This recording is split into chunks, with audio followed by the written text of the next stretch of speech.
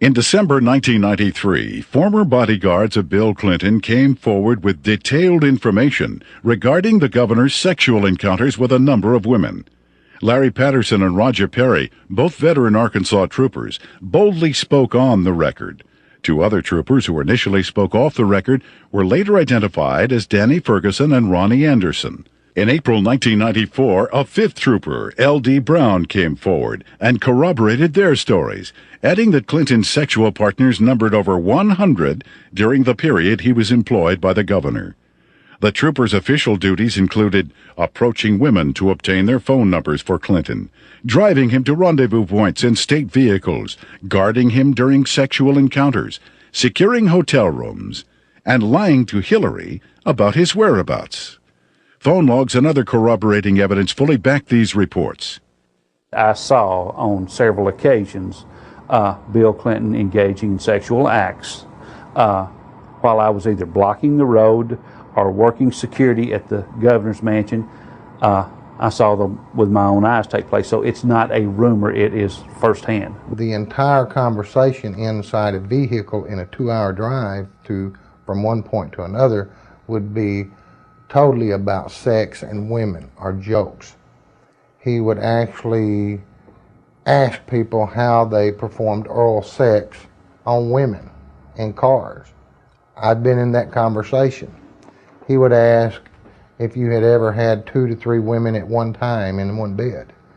Things like this. Bill Clinton was obsessed with that. The first or second time that you're with him and you're alone and you see some attractive woman, he would say, "Hey Larry, what would you like to do to her?" And, this is the governor of the state of Arkansas. The majority of his off time was spent trying to figure out ways to be with women that he wanted to be with. He was more discreet during a campaign year than he was in a routine year as governor, an off year. We were required to work overtime so we could sit outside someplace and block the road, or sit in some driveway, or sit at some, apartment complex while he went in to take care of his female friends. State money was utilized. He had certain troopers that he used for certain women.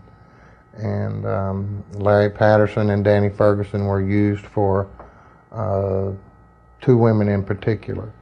He would tell you, "Larry, see the blonde-headed lady in the green outfit? Go get her name and her telephone number for me." He would say, "She has that come hither look." And that was verbiage that he used quite often. And on several occasions I have gone out into the crowd. I never had one of the females to refuse to give me her name and her address.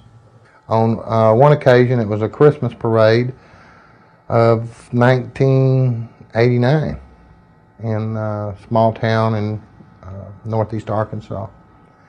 And he picked a lady out of the crowd and asked me to find out who she was. He just carried on about how beautiful she was, how good looking she was, how big her breasts were and things like that.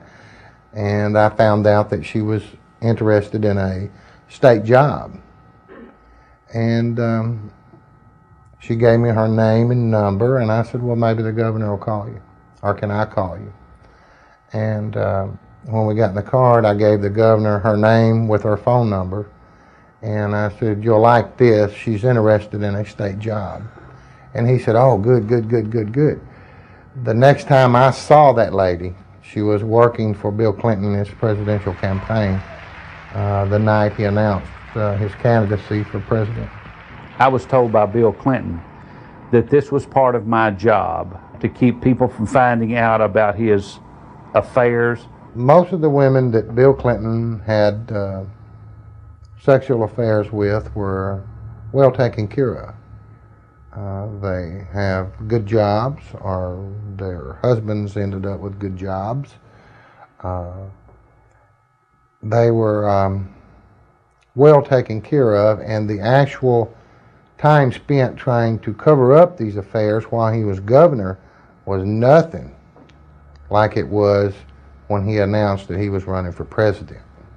In an attempt to silence the officers, the Clinton administration launched an elaborate counterattack, which included urging Ferguson to change his story and levying false accusations of insurance fraud against Perry and Patterson. When Larry Patterson and Roger Perry came out, Clinton's security guards, they substantiated everything that I'd alleged in the lawsuit. These people were there, they were bodyguards. But watch what happened. The same thing that happened to me, they planned to do to them.